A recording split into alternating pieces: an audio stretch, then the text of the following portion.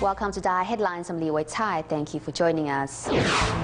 Coming up on the show today, before the Grand Buddha Day ceremony on May 13th, city volunteers in Hualien, Taiwan have already begun organizing smaller-scale celebrations for those who are too old or frail to participate.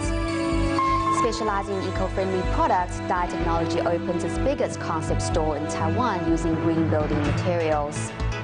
Dubbed Banana Kingdom back in the 1960s, Taiwan seems to have lost that title, but banana farmers hold on and try to find a way to survive.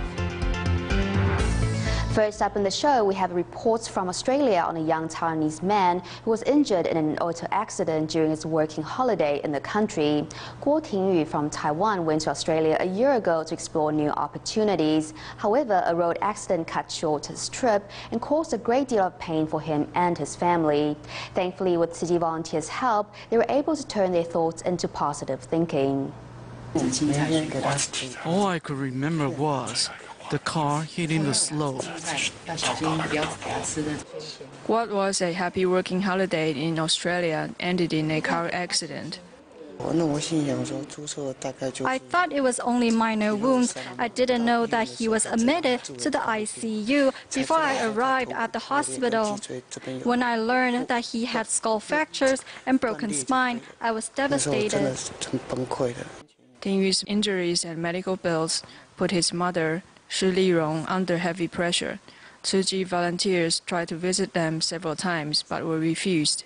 The troubled family only accepted the books from the volunteers. In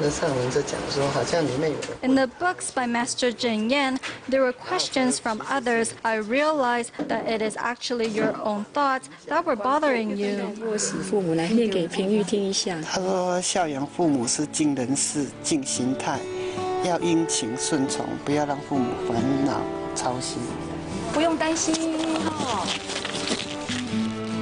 Tingyu's mother reads the books by Master Zhen Yan and shares the insights with Tingyu. Gradually, they change their views about the accident. There are many ways to look at things. Why not look on the bright side? Even though this is a bad thing, it has already happened. So just keep up the spirit. Your life is more important.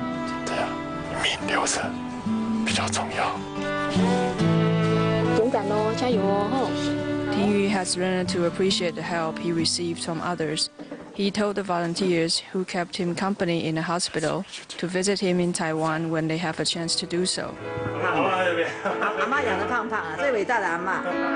The Australian volunteers will keep to their promise. Tingyu may have suffered greatly from the accident, but at least he has the care and support of his family and new friends. Moving to Taiwan, as Buddha Day and Mother's Day are less than 2 weeks away, city volunteers in Hualien have started visiting local nursing homes to celebrate the festivals with the seniors who are unable to make it to the main venue. Volunteers guide the seniors through the ceremony in hopes of imparting its beauty. Here at the Ministry of Interior-run East Home for Senior Citizens in Hualien, Taiwan volunteers hope to give the 280 residents a chance to pay their respect to both the Buddha and their mothers. This activity can help bring much peace of mind to our residents who have been quite enthusiastic about it. Thanks to your care, our residents can find Dharma joy in their hearts. Volunteers also hold a similar event at Changchun Nursing Home in the city. As the elderly residents' mothers have long passed on, the ceremony gives them a chance to remember their mothers.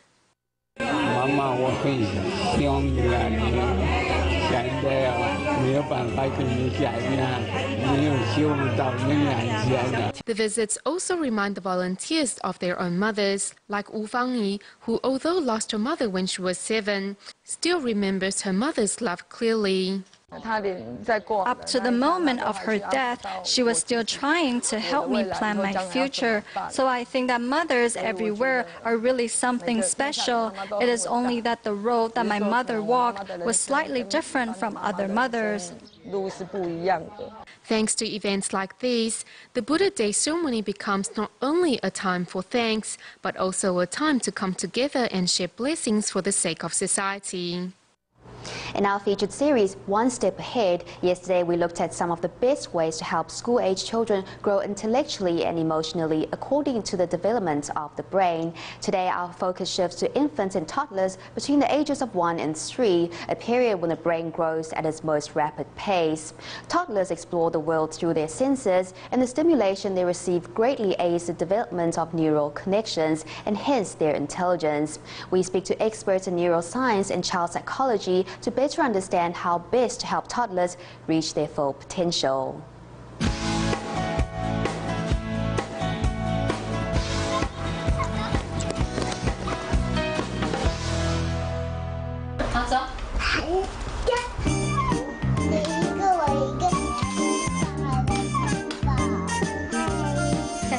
Yong is 2 years old. She has just started walking and talking and is using all her senses to learn about the world.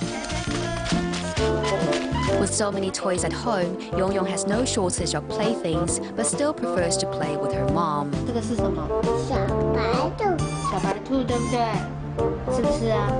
But like many parents, Yong's mother needs to exercise her patience very often. You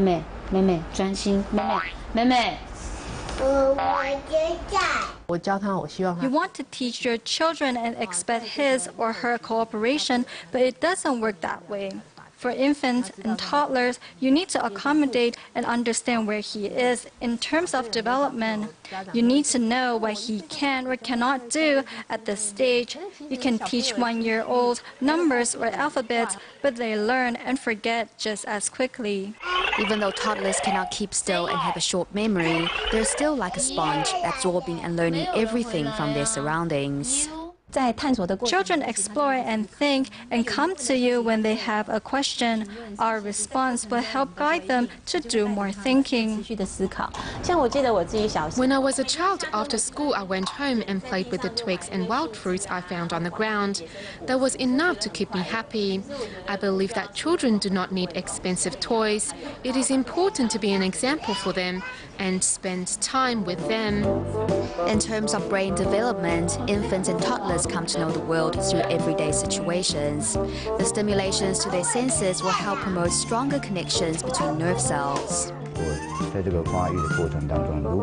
When a child is growing, the more information he is exposed to, the better it is for the relevant neural network.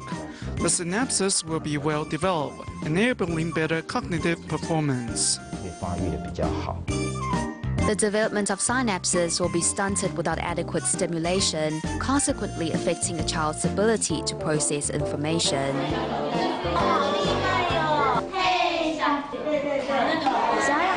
Many parents are giving their children a head start by taking them to classes before they're old enough to go to kindergarten.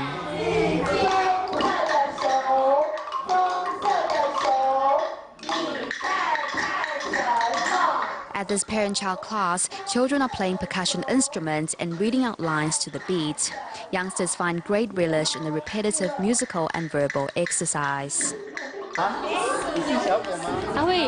There are a few stories that she loves in particular. She repeats them many times. In learning, consistent repetition sets neural connections. However, most of the time children just want to share their favorite stories with mom and dad. No toy in the world can contest with the full attention of a parent. This is a time of sensory development, so they need as many opportunities to use their ears, eyes, and limbs as possible.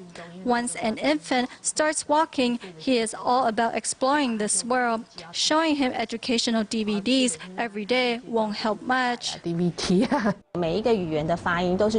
any language, children mimic adults or older children in speech. Home is an infant's first school. Expensive educational materials can't beat the companionship and guidance of a parent. There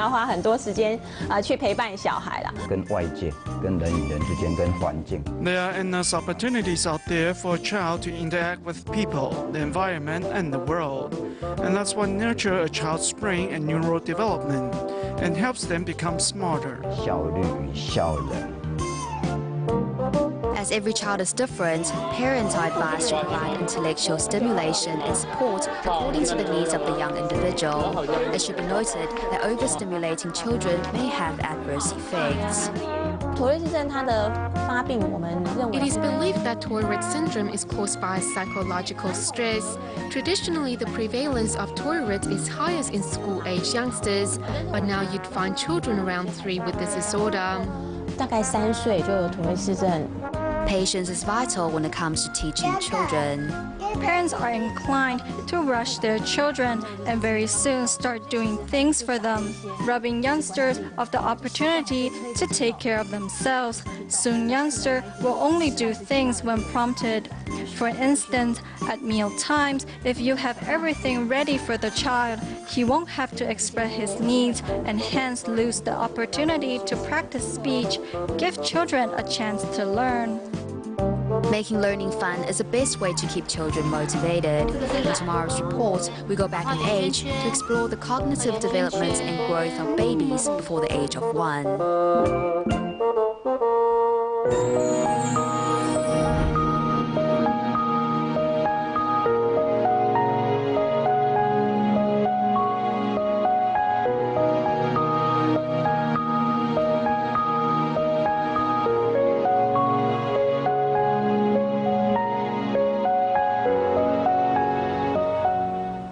Mr. Yang is a Tzu Chi care recipient living in Taichung, Taiwan. A taxi driver by trade, Mr. Yang made enough to get by. However, at 35, diabetes took his right leg, after which he was required to receive weekly dialysis treatment.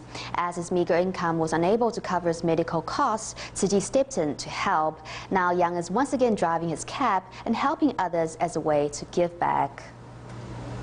Tuesday, Thursday and Saturday, each dialysis treatment takes about 4 hours. He said to the person in the bed next to him, since we have to get dialysis, we should face this problem head on. At noon, Mr. Yang shrugs off the lightheadedness that comes with treatment and gets ready for work.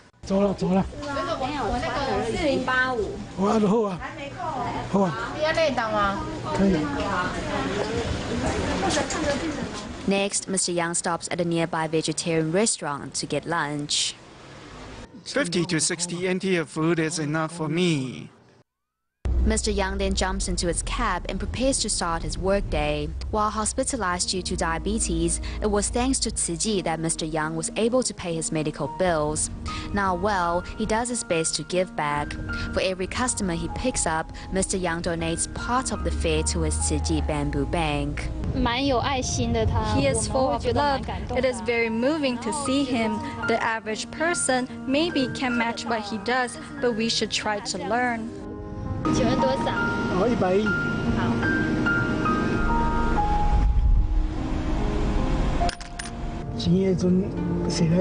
Money comes and goes. You make some, you spend some. There's no point to always thinking about how much you have to make. That kind of money won't necessarily stay with you. But when donating, it will one day circulate back to you. Yang faces his loss with an open mind and is grateful for being given a second chance. If you don't move, your body gets worse a lot quicker. Although my body is already half finished, as long as I can still use it, I will do so. If you live a luxurious life, your blessings will be used up. But if you save, your blessings will never be exhausted.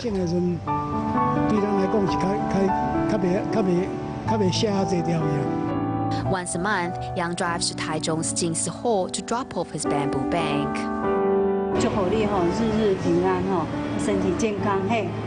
Life is full of ups and downs. However, Yang and his yellow cab are driving straight ahead towards a land of blessings and joy.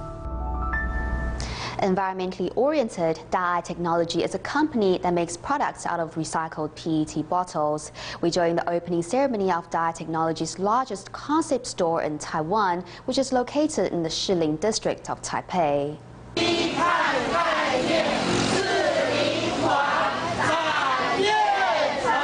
Here Taipei Siling District, Tzu Chi volunteers and DaAi technology staff are celebrating the opening of the company's 7th exhibition store. We're really grateful for everyone's support and our brothers and sisters for providing this site so that we're able to hold this opening ceremony today. Apart from the green products on display, environmentally friendly materials were also used to decorate the store. Entering the store, one can see shower curtains made from recycled fabric and pillars made from leftover paper tubes and sawdust. The lease has ended for the 2 stores here, so I thought I would rent them and turn one into Jinsi Books and Cafe, and the other will be for DaAi Technology. After browsing the store, customers can visit the Jinsi Books and Cafe next door for a cup of afternoon tea and read a book by Master Deng Yan or other inspirational authors. Regular seminars will also be held here for local residents in the future.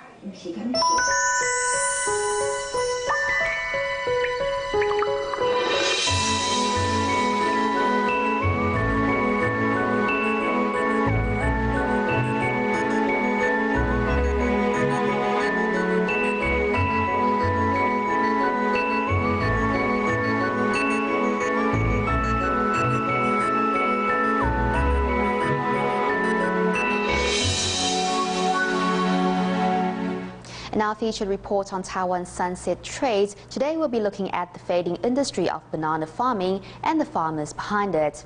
In 1963, Taiwan's bananas were widely exported to Japan, and in the ensuing 10 years, banana farming became one of the most important industries in Taiwan, earning the country considerable amounts of foreign exchange.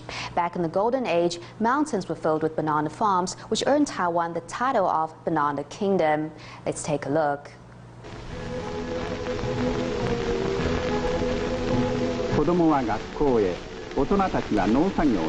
During the summer of 1965, the children of farming families go to school. Today is the day of harvesting bananas. Wearing a casa, the farmers rush to their banana fields. During the era of economic recovery, the ox cart was widely used to deliver merchandise. In the banana fields, farmers efficiently cut down bananas. This is the moment they have been waiting for a whole year.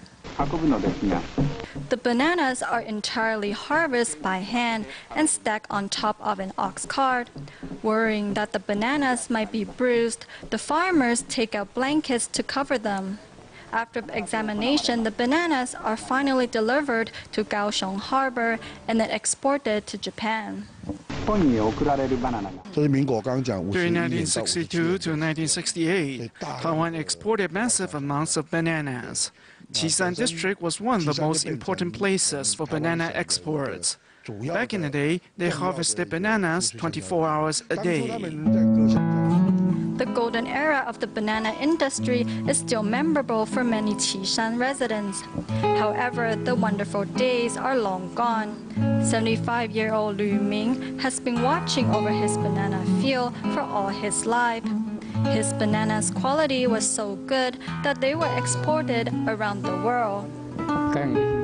I've established a deep connection with this land and the plants. So if my health is all right, I don't want to give up. Despite of his age and the fall of banana prices, Lu is not willing to give up. Regardless of weather conditions, every day when Lu wakes up, all he thinks of is his banana field. My income from selling bananas is not enough to support our family. My children won't work as banana farmers, so in the end, I might give up. Every day they care for their bananas and hope to sell them at a good price.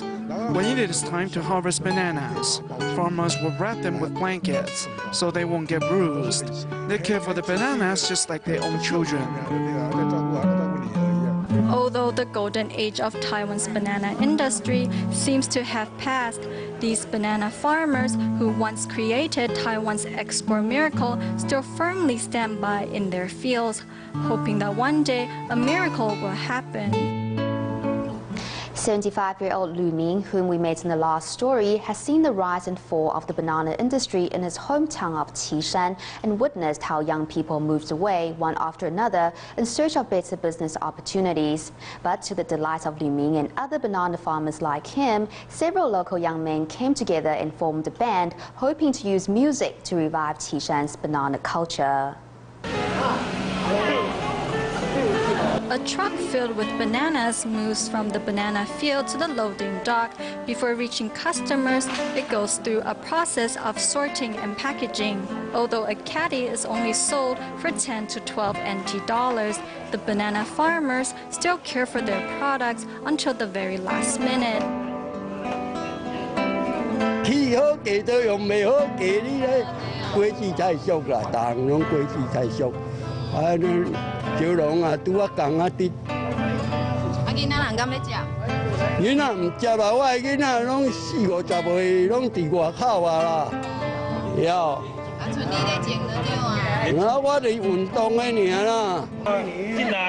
Now all we ask for is to be able to make ends meet. We need to rely on our children to support us. We can support them by growing bananas. The popular Qishan district saw its population bottom out as the heyday of the banana industry faded. However, things are taking a turning after this group of young people showed up.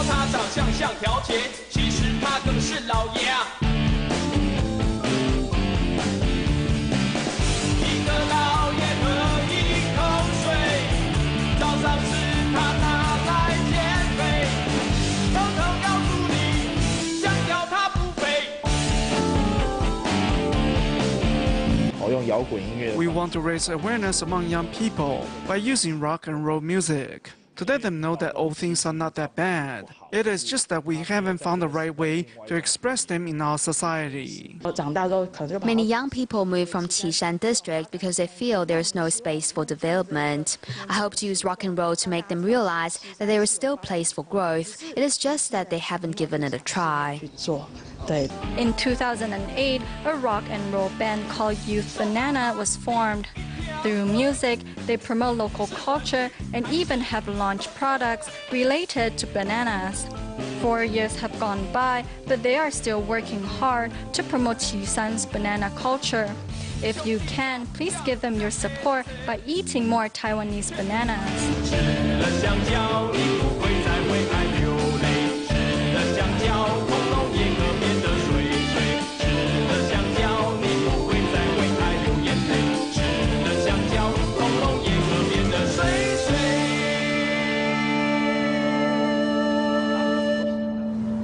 At the end of the show, we go to Indonesia, where college students who are interested in humanitarian work attended a teaching seminar held at the Tzu School in Jakarta.